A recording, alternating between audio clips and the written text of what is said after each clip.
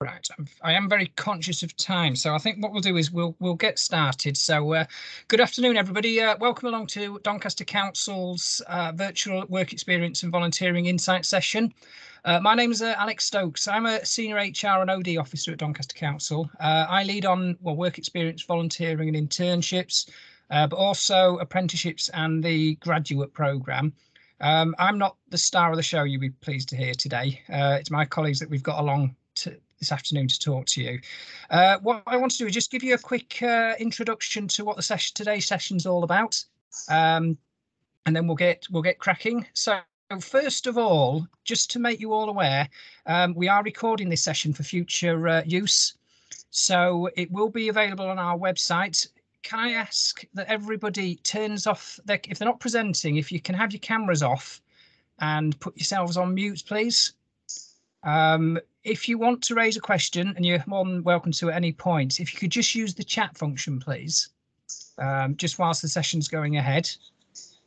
Just to give you a quick overview of what's going to happen this afternoon. First of all, I'm just going to give this brief introduction and talk about what the aims are. We then have a quiz that you'll be excited to play along with, I'm sure. We'll also then hear from our star events, so it's our colleagues that we've got from across the council. We've then got a Q&A session, which is your opportunity to ask any of the team any questions that you've got at all. They're a very friendly bunch, open. They're more than happy to take those questions as well. And then we aim to finish about 1:45, if possible. That is the plan, but obviously it may overrun. So if anyone does need to leave at any point, that's fine. Just, obviously just exit the meeting. Okay, so without much further ado, I'll get started. So as I say, thanks for attending this afternoon. The idea with the session, it's the second session that we've actually held for these virtual insights, where what we're wanting to do is basically give you a flavour of the huge array of opportunities that are available in Doncaster Council. Now, like any large organisation, we have lots of different teams, lots of different departments. I'm sure many of you, or typically a stock answer when we ask anybody what the council does, is just fill potholes and empty bins, which, well, we don't empty bins because we've outsourced that. But basically, we've got a huge array of different areas. This afternoon's session is focusing specifically on the adult health and wellbeing services. So we've got a number of teams that are coming in. What we're wanting to do is give you basically an amazing opportunity to hear firsthand from these managers from these different service areas that will give you a flavour about what the kind of roles are available, the teams, the work that we get on in, that goes on in the council, how much of an impact actually the council has on your lives, everybody's lives within the borough, day in, day out. Also, we're going to touch on the actual work experience and volunteering pathway as well, which I will touch on after the actual presentation as well. So at the end of it, as I say, what I'm hoping is that you'll have learned lots of information. We'll have planted a seed maybe in your mind in regards to career opportunities that are available at the council. Planting that seed, thinking, oh, actually, yeah, when I'm making big decisions, to consider the council as well as an employer. Okay, so if I can just have the next slide, please. The next slide is the just to give you a quick introduction on who's going to be speaking this afternoon. Sorry, it's my technical problem. Sorry. Yeah, so I was on the wrong screen. I do apologise. You can tell I'm an amateur. So today's session, we've got Sarah Clark from the a team leader from North Adult Social Care team. We've got Jackie Cook, advanced social work practitioner and temporary team leader. We've got Tommy Wright from our registered manager, Liz George, a workforce development officer, and then Linda Fry, an advanced practitioner in our occupational therapist team. So what we're going to do, just to get you all warmed up and raring to go, we've got a quiz. Now, these questions were sent out last week. Unfortunately, there's no prize, so it's just the self-satisfaction if you win. So if we can just have the next slide, please, with the first question on. Great. So question number one, as I say, is just for fun. Amersall Court is a registered residential care. Where? Where is that in Doncaster? And the answer, Scorthorpe, Doncaster. So you hope you got that one right. Next question, Amersall Court is an adapted residential accommodation for how many people? So how many people? I'll give you a few seconds to think about it. Okay, and the answer is 18 people. That's quite a lot of people, isn't it? Next question. How many people in the UK will experience a mental health problem each year? So I'll reread that to you. How many people in the UK will experience a mental health problem each year? Give you a few seconds. And the answer is, it's 1 in 4, which personally for me, that's a huge number that it affects. Okay, next question, please. So can you name me 2 key pieces of legislation that a mental health social worker and approved mental health professional works within? I think my colleagues are just trying to give me the longest questions in the world, so I'll read that one again for you. Name me 2 key pieces of legislation that a mental health social worker and approved mental health professional works within. And the answer is the Care Act and the Mental Health Act. So well done if you got those answers. Finally, the last question. What is the Care Quality Commission? Or you may have heard it as the CQC. So just to recap, what is the Care Quality Commission?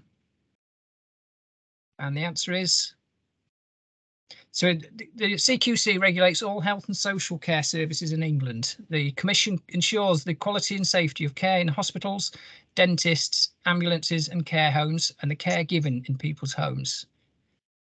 So I hope you found that informative, useful. I hope you've done a bit of research beforehand, so a lot of the information was available on the council's website or just more widely on the website. So again, that just gives you a bit of a flavour, a bit of an introduction into some of the work areas that our teams get involved in within our Adult Health and Wellbeing Directorate. So what I'm going to do now, as I say, move on to the STAR Acts. We're going to move on to our colleagues now that are going to do I'm going to do a presentation talking about their areas. So if we can start with Zara, please. Thanks, Alex. I can hear myself, my voice going back. Anyway, hi, I'm Sarah Clark. I'm the team leader of the North Adult Social Care team. The North team is one of 4 social care teams in adults across the borough. We also have specialist teams, including an integrated support and assessment team who screen all initial referrals into the department, an integrated discharge team based up at DRI, community adults learning disability team, and we also have mental health social workers for older people and working age adults, and both these teams work closely alongside health colleagues, and we also have a safeguarding team. So the North team, like all teams, is made up of a team leader, an advanced practitioner, which is essentially a deputy manager, business support assistant, social workers and community care officers. And in all the adult teams, we support people from the age of 18 years and over, and the oldest person we've supported in the North team has been 103. So it's fair to say it's a wide-ranging age demographic. Our primary aim is to provide support to people following an assessment of eligibility. But before people come to our attention, there's lots more of informal support and advice people can access out in the local community. We work closely with the community's teams, and we have wellbeing officers who can support with things such as accessing a local community group, housing advice and supporting carers. The wellbeing officers can signpost to other services such as citizens advice, the disability information and advice line, money management schemes and many other organisations. And where the wellbeing officers aren't able to assist any further, they often refer on to us for what's called a Care Act assessment. Once we do receive a referral, we'll have to carry out this assessment to make sure people are eligible for us to arrange necessary support. So our aim essentially is to arrange the right support to help people improve their lives and maximise their skills and independence. We work very closely with individuals, family and friends where it's appropriate. And we arrange all sorts of support for people, from what would possibly be termed lower level support, such as daycare or extra care housing, which is often better known to people as sheltered housing. And although this might be classed as lower level support, it can actually make a huge, significant, positive difference to people's lives by reducing the loneliness and isolation that they feel, and increasing their contact with the wider community. It can also help improve people's mood and their general health and well-being and self-esteem. But as well as this support, we also arrange much more complex and tailored support to people who can often have quite challenging problems to deal with, whether it's due to a particular condition they have, such as dementia, motor neuron disease, Parkinson's, or a stroke, or it's due to other issues such as alcohol and substance dependency. We also work very closely with other agencies such as the police, housing, a complex lives team, health, and our safeguarding team. And the work can be very challenging at times, particularly where people don't necessarily accept or recognise they've got a problem, and how this is impacting not only on their lives but on family and friends, and quite often neighbours in the local community. For example, people who are alcohol and drug dependent are often spending all of their income on their addiction, leaving very little money or no money for food, heating, hot water. It can lead to health problems, insanitary living conditions, problems with debt and antisocial behaviour. And these people are extremely vulnerable and are often targeted by other people who exploit them. You might have heard of the term cuckooing. This is where people take over the home of a vulnerable person in order to establish a base for illegal drug dealing, typically as part of County Lines operation. Our aim is to keep people safe, get them the help they need, and stop the exploitation. So the social workers and community care officers in the team have to assess if the person in question has the mental capacity to make decisions about certain aspects of their lives, whether they understand their own situation and the risks involved. And it can be very challenging, especially where we assess that a person does have understanding, but they continue to take risks. Our starting point must always be to treat people with dignity and respect, and to really listen to people. We must be open and honest about what powers we do have. For example, we do have to work within a legislative framework, which does allow us to sometimes make decisions the person doesn't always agree with, but it's necessary to keep them safe. And a typical example might be a person with dementia who's perhaps become too much of a risk living at home, and despite having lots of help and support, they now need to live in a care home. Above all, we need to build relationships with people and build trust so that they do accept our help. It's not always easy, but it can be extremely rewarding when we achieve this and can help turn someone's life around for the better. And in addition to arranging support for people, we also protect them from harm and abuse, whatever form that takes. It's very rewarding knowing you've kept someone safe, or you've helped them to leave a risky situation. But in adult social care, we don't work in isolation. We're part of a wider team at Doncaster Council, and we all play a part in trying to improve the lives of people in Doncaster, whether it's making sure the place to live is clean and litter-free, whether antisocial behaviour is addressed, whether there are places for kids to play, or whether it's us arranging care and support to individuals and families and carers.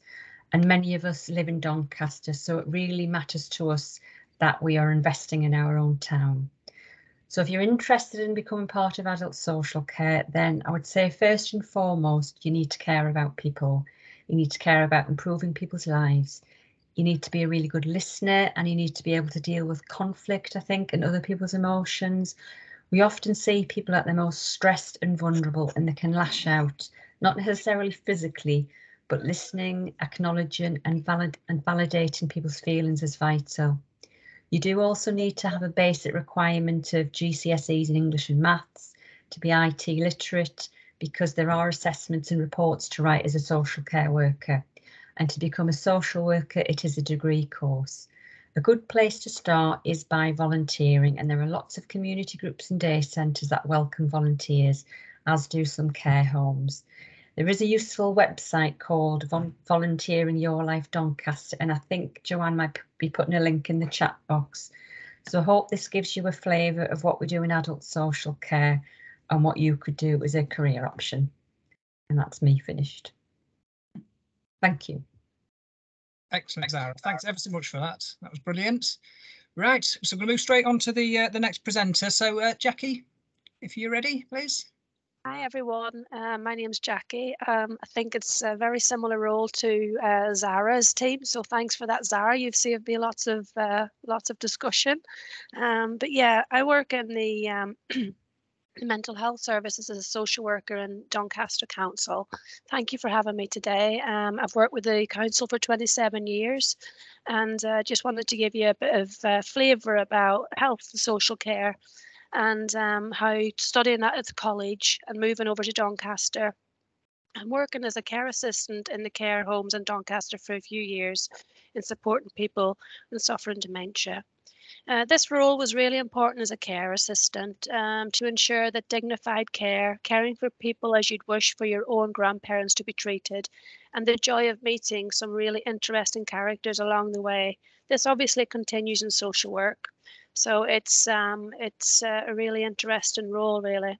Being a young carer as well before that job also made me realise how difficult it was for people suffering ill health, but how strong they and their families actually are in coping with the fluctuations of health problems. So I knew from that point that I wanted to have a career in adult social work, and working in Doncaster Council gave me the opportunity to qualify in my diploma in social work. So the council supported me through that funding and through the completion of that course, which I was very grateful for. So what do mental health social workers do? So we work alongside, we have a team of about 15 practitioners in the social work mental health team, and a few of us each work in the R-Dash community mental health teams. Our other colleagues are also based in the AMP Hub, and they work as approved mental health professionals in the AMP Hub, which supports people and assessing people under the Mental Health Act who may need to be assessed, detained, or other care put in place to support that person. So in our day-to-day work, we work with people in the community or in hospital who have severe and enduring mental health needs. So this may well be something like schizophrenia, bipolar disorder, anxiety, severe depression. What our job is to work alongside our health colleagues and to enable people with these conditions to understand it and manage them conditions and to achieve a well-deserved quality of life.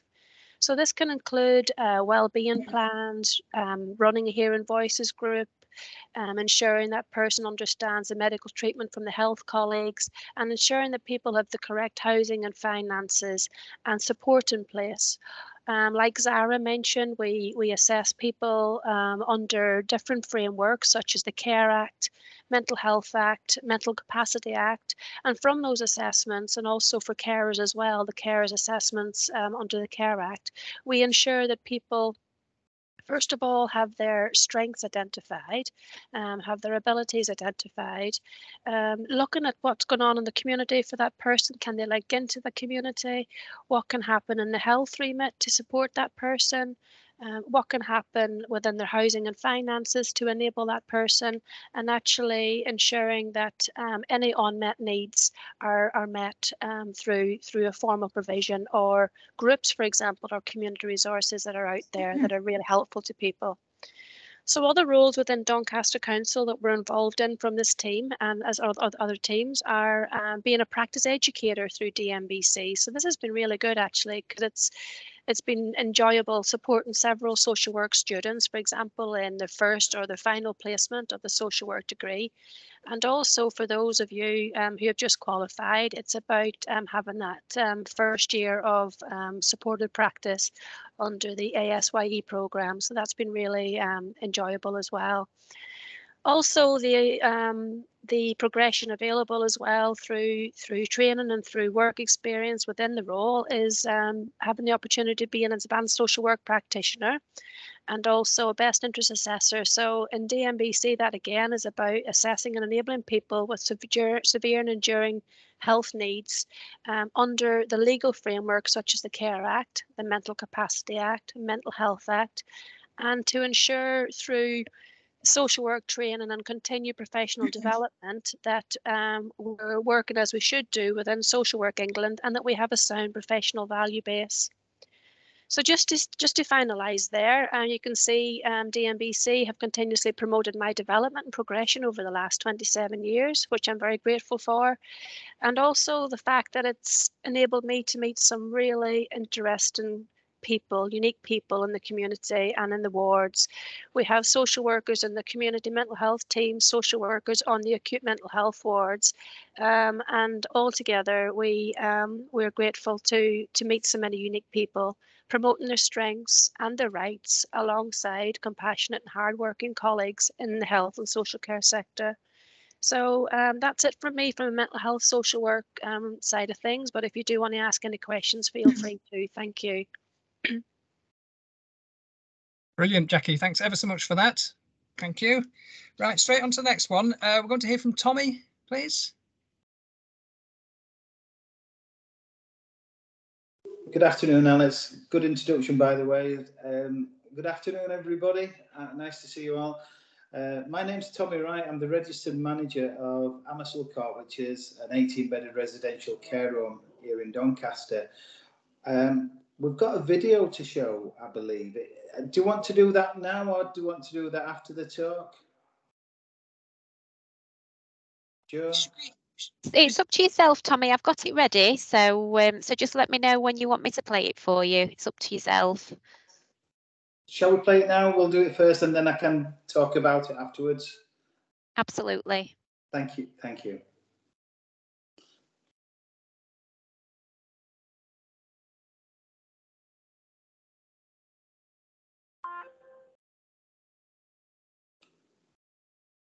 Just encountering a few technical difficulties at the moment, so I don't know if you want to do a little bit of a talk at the moment, Tommy, and then we can do the video after. Certainly. Tell me when you're ready. Yeah, in terms of adult social care, as I mentioned, I'm manager of a residential care home, but this care home is for people with physical and learning disabilities. We also offer a range of other services to support people across Doncaster and our communities with other disabilities. We offer respite services, supported living services, but the main aim is looking at people as individuals and developing services around them that best suit their needs. Working with the people that's here in this group today, working in partnership to get the best quality services we can for people across Doncaster. And AMASL is just one of those services that provides that. Why look at Doncaster Council and coming to services such as AMASL Corp? Well, that's very easy for myself to answer.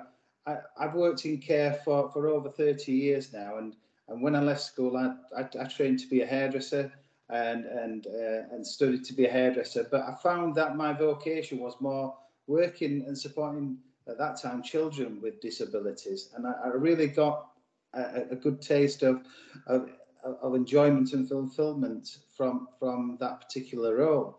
That enabled me to develop and move into different areas, supporting adults, working across different sectors in the charity sector, in the private sector, working in day centres, working in residential services. And wherever I've gone, it's always been a development opportunity. So coming into social care, it's not one role that stayed. You can diversify and try different roles and develop yourself along that way. And I think that's where we see it now in terms of the role of a social worker has changed dramatically over the years in terms of you coming into care now.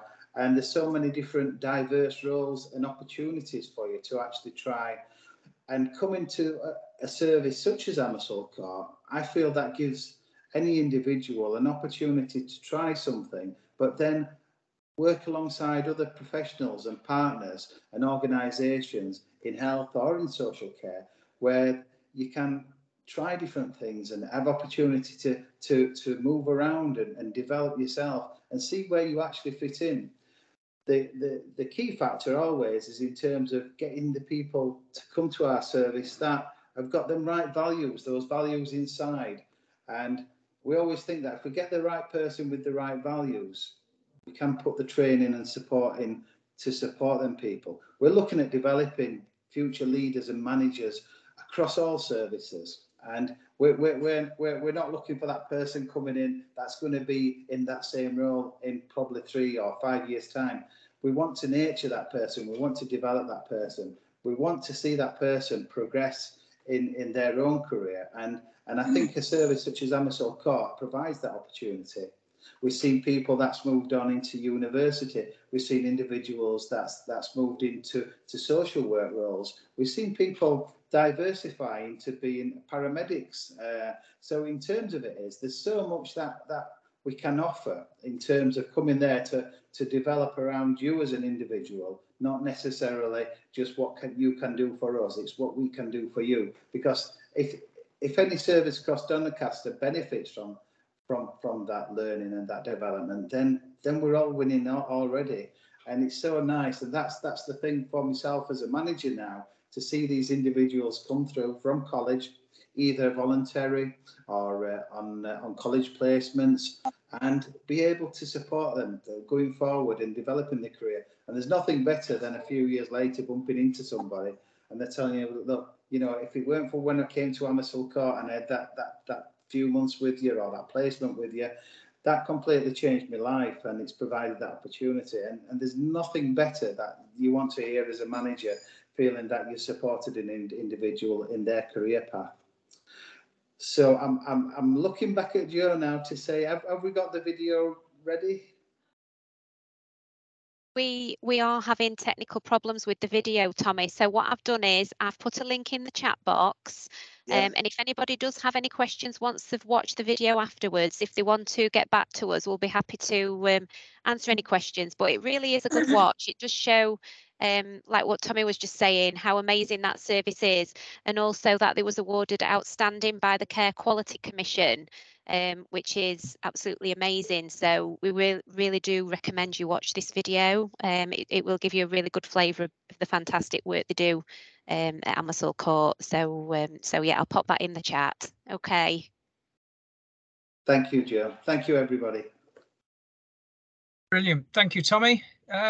Is there anything that you've missed, do you think, that the video showed that you want to sort of cover off, or? No, not on the spot, because what you've said already has been brilliant. I think it's interesting, the video, to watch for any of the students today, because in the video as well, we've actually got one of the tutors from Doncaster College, and the tutors explaining about the way that we work together in partnership, how we're supporting and developing individuals to move on. And I guess that's the key part in terms of it is, when I first started in this career, I had one vision of what perhaps social care was about and what it would involve.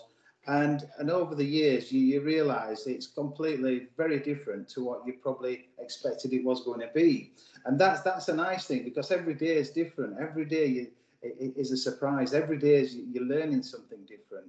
And having the opportunities within Doncaster Council with such fantastic professionals that we work with, either in training or in the social work team or in other areas, there's so many people that you can actually liaise with in terms of, well, if we're looking for that opportunity of development, this is the person that we need to speak to. So all the time we're providing opportunities where we can enhance that development. And it's not just coming in as a job that you're going to be doing for the next so many years. We want to develop and show a career path for people and see them people develop. And I don't think the Doncaster Council is one of the leaders in terms of providing these opportunities, and we're testimony to see this work being happening on a day-to-day basis, and you know, that's what we want to continue to do. So if then people are out there that's looking for that opportunity, they only need to give me a ring or get in touch with me by email, and any support that we can offer as a service in terms of our service or alternative services, we're happy to help with, be it interview skills, be it filling in application forms, being not sure what this particular service may be like and would they fit in, and what sort of things we can help with. That's what we're here for. We just want to see people develop, and the benefits are there for everybody. Yeah, brilliant. Thanks for that, Tommy. Excellent. Right, we're going to move on to Liz George. You ready, Liz? Thank you. Hi, everybody. Yeah, Can I have my presentation, please, Jo?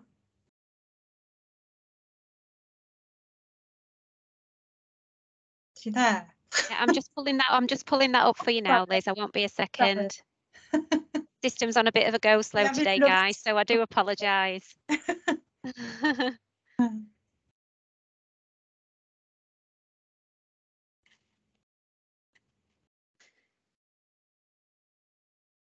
Right, can everybody see the presentation?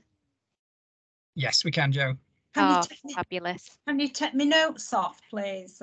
Yes, I am. I have clicked for the slideshow. It's just very slow. I do apologise. Right. Has it come on now? Yeah, that's great. Thank you very Lovely. much. So, I'm Liz George, and I'm going to start by saying, once upon a time, I was a shy little girl that had a baby disabled sister and an elderly grandma. So as I was growing up, I had to help my mum look after my disabled sister and grandma, and I really enjoyed caring for them. So I guess at that point, I was a young carer. I was a brownie and a girl guide, and we used to visit the older people in hospital on a Sunday and sing to them and take them flowers. Through school, I was never top of the class for science, maths and English, but really enjoyed learning through doing tasks like being creative with sewing, cooking and crafts. I didn't know it then, but when I look back, this is probably the beginning of my journey into adult social care. I kind of lost my way when I left school because I didn't want to do office work or work in a sewing factory like other girls. All I knew is that I wanted to work with people. The job centre enrolled me on a Trident scheme, and that was my opening to the world of adult social care and my journey onto Doncaster College for 2 years. The different jobs that I've done in adult social care while working for Doncaster Council is I started off as a care officer.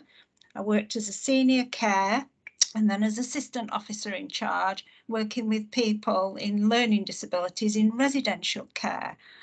I was a social work assistant and then an assessment officer within the community team. I've done some community development work. I've also been a community and carers development worker, a direct payments officer, and now I'm a workforce development officer. So as everybody else has said, there's a bit of you come to work for Doncaster Council and there's a progression route for you to move on. All my past job roles with Doncaster Council, I've received training in personal and professional development, and like I said, they've all been provided through the Doncaster Council and have been part of my amazing journey. Can we have the next slide, please? Slow again. Should I start? Here we are. So now I'm one of the workforce development officers within the adult social care workforce development team. My role is to take lead on learning and development for unpaid family carers and personal care assistants. And this involves a lot of time in partnership working with lots of other people. Our team is made up of a workforce development manager, workforce development officers like me, a social work manager, an accredited learning staff team, and a training contracts monitoring officer and a business support person. We're all involved with workforce development and planning, leading on and supporting projects to meet the needs of the adult social care workforce across Doncaster for both council staff and external care providers. The work that we do is and includes recruitment and retention initiatives. So at the moment, we've got a Proud to Care recruitment drive. We have a social care academy, and we run the care certificate induction programs. and we like to host careers events and job fairs. Providing training and development for all the social care workers, carers, PAs, voluntary workers. And we do this through classroom training, e-learning, virtual learning or workbooks on an array of subjects varying from providing personal care skills to moving and handling and report writing. Jill and her little team within our team provide health and social care qualifications levels 2 to 5, and they do that through the City and Guilds Accredited Learning Centre. We provide apprenticeships, and last but not least, social work development, as Jackie mentioned earlier, for registered social workers for their continuing professional development. And social work students we support on placements from university. So moving on, like everybody else, a couple of tips if you're not quite sure what sort of it feels like to work in adult social care. There's volunteering opportunities in related organisations, whether that be in a care home or in the community. Start off by making cups of tea and talking to people. The main point really about adult social care is that you enjoy working in adult social care, so don't be afraid to try it out. And we can offer students the opportunity to have work experience within our team. And Joe, can I suggest that if anybody contacts you regarding that, you go through Karen Milner, my workforce development manager. Thank you for listening. Thank you. Brilliant. Thank you for that, Liz. That's great. Right. So just going to move on now. Linda. Linda there. Thank you. Hi. Oh, it's dark. Sorry about that. I'm in a pod, but there's a whirring noise above me, so I turn the light off. Anyway, my name's Linda Fry. I'm an occupational therapist. I'm also the advanced practitioner for the adults occupational therapy team at Doncaster Council. So I was asked to explain or to provide some information on what is occupational therapy. So I have got some slides, which obviously Joe's trying to put up, but it is on a go slow. Here they are. Okay, so you can move on to the next one now. Can you see them okay, Linda? Yes, thank you. Fab. Thank you. So an occupational therapist will support people who've been ill or disabled to achieve their full potential through the use of specialist bespoke interventions specific to the individual and what their personal goals are. This may include advice, environmental modification, the provision of equipment on loan or adaptations to their property designed to achieve functional outcomes which promote health, prevent further injury, minimise the impact of this ill health on the person, and which develops, improves, sustains or restores to the highest possible level of independence for a person. So what does that mean at Doncaster Council? So at Doncaster Council, the objectives of Adults Occupational Therapy Service are to support the vision of Doncaster Council social care by providing a community-based, proactive and responsive service where individuals are experts in their own lives. A full-time occupational therapist carries a caseload of around 25 cases using evidence-based approach when offering solutions to support people to engage in meaningful and productive functional activities or occupations. We've got a variety of teams within our occupational therapy team. So we have a duty team. They take all the referrals that come in. We have a first response team, and that team deal with any emergencies that need to be dealt with immediately. We have the positive steps unit.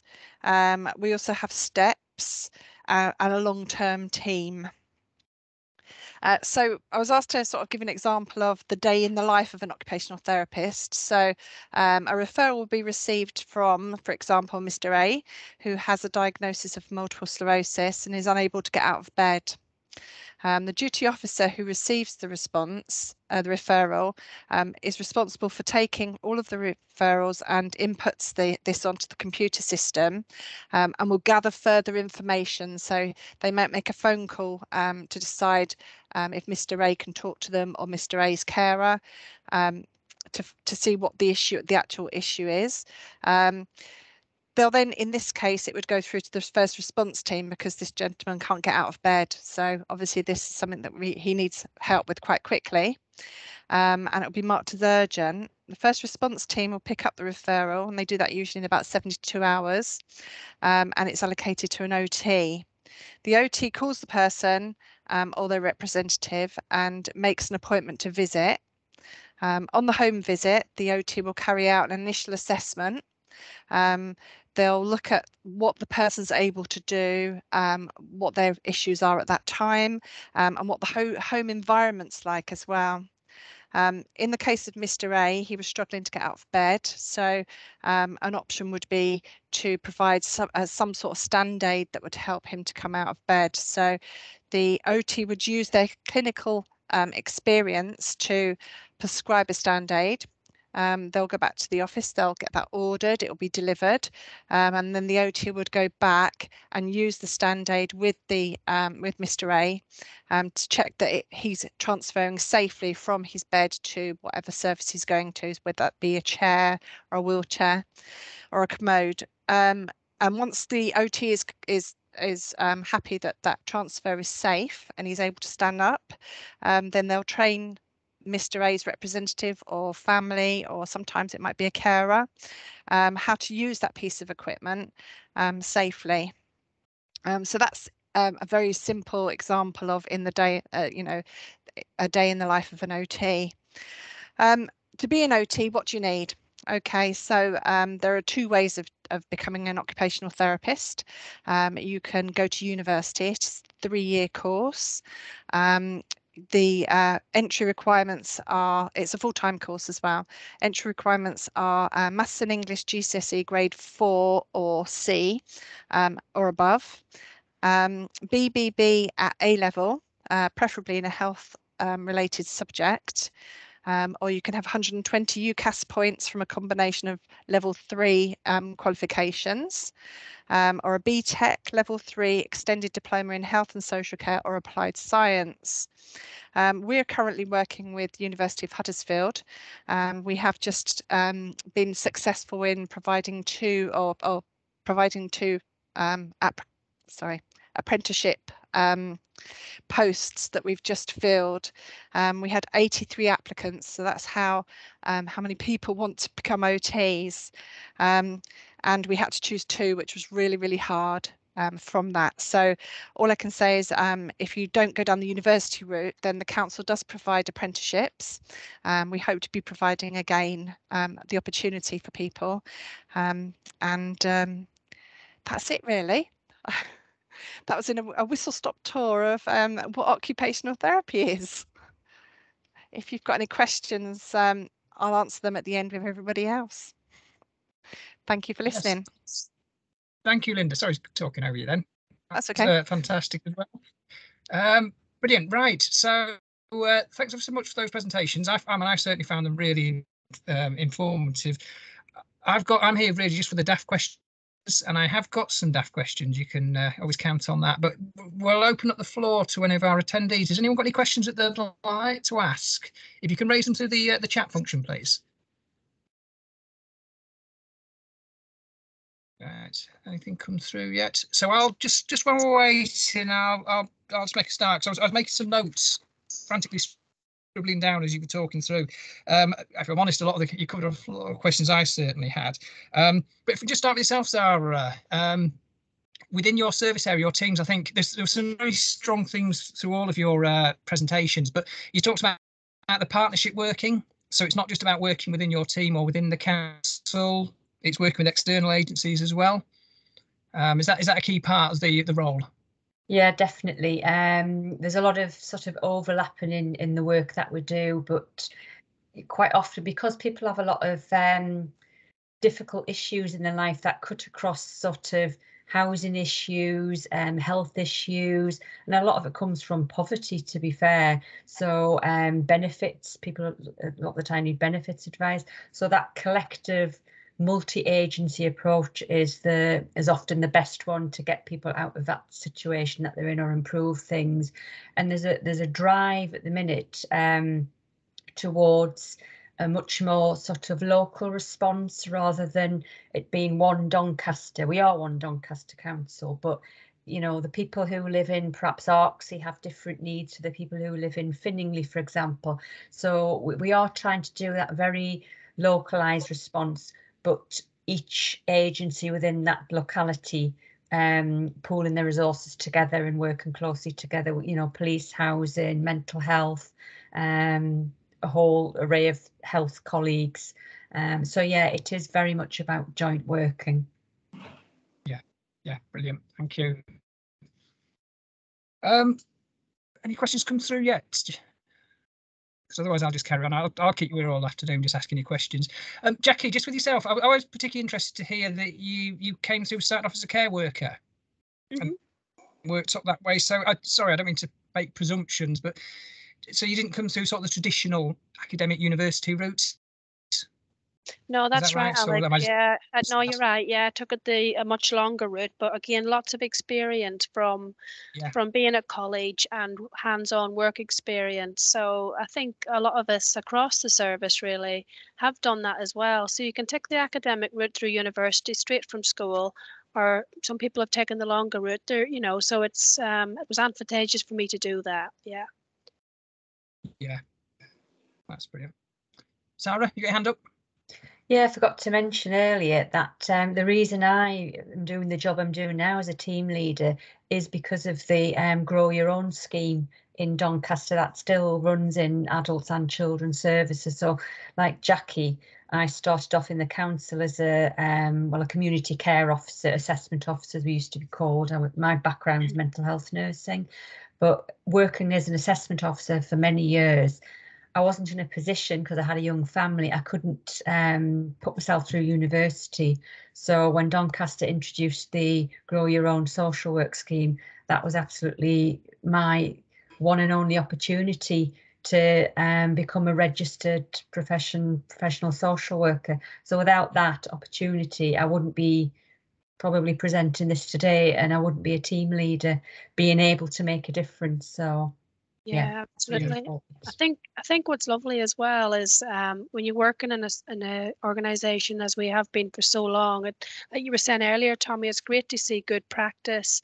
It's really great to see somebody coming into your team and developing so much, and seeing the work that they do, and we all do day in and day out. And you know, yeah, we're always continuously working towards, keeping things going the way they should do. But it's also about recognizing good practice. And no matter if it's a social worker, an approved mental health professional, a community care officer, assessment officer, or admin worker, everybody is appreciated. We're all work together as a team, and it doesn't really matter what your title is. It's about working together as services to ensure that the people we are serving are enabled to live and achieve a good quality of life. And that's really satisfying. It is challenging at times, because as Sarah mentioned earlier, you know, some people have got really, really difficult lives. But even that little bit of progress, as we do as a team or as a service, can make a big difference to people. It's very rewarding. I'd agree with that. Like Tommy said earlier, I think if you can train people, you can give people information and develop, but if as long as that person's got it's the fundamental values of, you know, caring about people and respecting people and showing people dignity, courtesy and respect, because any one of us could be a service user one day. You know, some of us are already carers. So it's just worth remembering that, and not to, if you lack confidence, do it because it will give you confidence. And even if you think, oh, I'm too old, you're not too old. I would value, and I do value, people of any age in a team, because it's about the qualities and skills and experience that you can bring to the job. Yeah, absolutely. I think you're right there, Zara, particularly with changing careers, that experience that you bring, that life experience, we've all got something to offer, so it's fantastic. Right, have we had any other questions that have come through yet? Because I've got a couple of sort of general, I think more statements than questions, but I'm just really conscious of time as well. So I think I was just making notes to say that were coming through, but I think what was coming through was really strong is just how passionate you all are about your roles, and it's fantastic to see. It's obviously sort of humbling, particularly my role in human resources, that the actual impact that you have on day-to-day lives on residents, and improving the lives of everybody. So that's brilliant to see. Again, this is going to just, I sound like I'm going to patronise you, but I'm just wanted to clarify it for my own mind. But with regards to the role, it appears to me to be more of a vocation. This isn't a 9 till 5, Monday to Friday, nice office job, is it? Like mine. It is, say, you're working 24/7. You've been working incredibly hard, obviously, during the pandemic, and that's still ongoing. So yeah, you're expecting. Yeah, I think what's really important to mention, Alex, is that, a lot of us, like yourselves, are in busy, demanding jobs. But I think it's really important, if you're considering this career or any career actually, is to ensure you're looking after your own well-being, because we can't look after or enable or advise anybody else unless we do that as well. So it's not about working 24 hours a day or anything like that. It's really about learning them skills within this career and within the council to do our best day by day with the remit that we've got. And to look after ourselves as well, and it can really work. And when you get that balance, it's very satisfying. So yeah, it is challenging, the careers, but it's equally very rewarding, as long as you look after yourself as well. Oh, absolutely, yeah. Yeah. Well-being paramount. I think if I could just say as well that working for the council, it's a great opportunity it's a good organisation to work for. It's a fair organisation. It is a lovely organisation that you can grow in. Yeah. Excellent, yeah. I think that was particularly, Linda, that you mentioned the apprenticeships, which again, touching on what's already been mentioned, but that idea that actually the employer now funds those degree courses. So you haven't got that student debt. You're in a job, so you get the university experience, but you're actually getting paid to train as well. So really good opportunity. Right, I'm really sorry, but I think we're going to have to sort of end the session very soon, because I've got a couple more slides to do. Has anyone got anything that they want to raise, or can I just move on to the next slide, if that's okay? So Joanne, if you're okay just to move on. So what we're going to do now is, obviously we've talked a lot. There's been a lot of information to take on board for you to reflect on as well. But one of the areas I wanted to talk on that's been mentioned a few times is regarding work experience and volunteering placements. Now, the way that we split the difference of the terminologies, basically, we term work experience as anyone that's in education. So you've still at school, university, college, that's what we term as work experience. Volunteering is aimed at people that are looking to gain experience in careers but aren't basically in education. So maybe at various stages in your career aspects. So they're the different the sort of splits between the two. Each of them give you a really a valuable insight into the roles, what the job entails. So it's a fantastic idea of getting that first-hand experience ahead of sort of jumping in there, if you like, for those opportunities. Now, to apply for any of these opportunities at Doncaster Council, you need to do that through our website. The address is on there, but if you just go to doncaster.gov.uk, search for volunteering or work experience, it will bring the page up. Now, we will share a copy of the presentation with you after this session today, so don't worry about sort of scribbling it all down. But that'll explain the process. It talks about when we can do it as well and how you apply. Next slide, please, Joanne. So just to let you know, this is the second in a long run of sessions that we're hoping that we will be holding in the future. That just gives you a bit of a flavour of those future areas that we'll be getting involved in. So it'd be great to have you all along for those. The other area that I wanted to, just before you go, is we really would value your feedback. We're going to send you a questionnaire, so if you would just take a minute or two just to complete that and send it back. Really important for us to ensure that we need to know how these sessions are going. I mean, they're brilliant for me because I just sit here listening to very inspirational people all day. But if you've got any suggestions, any recommendations, anything like that, please do get those feedback forms to us.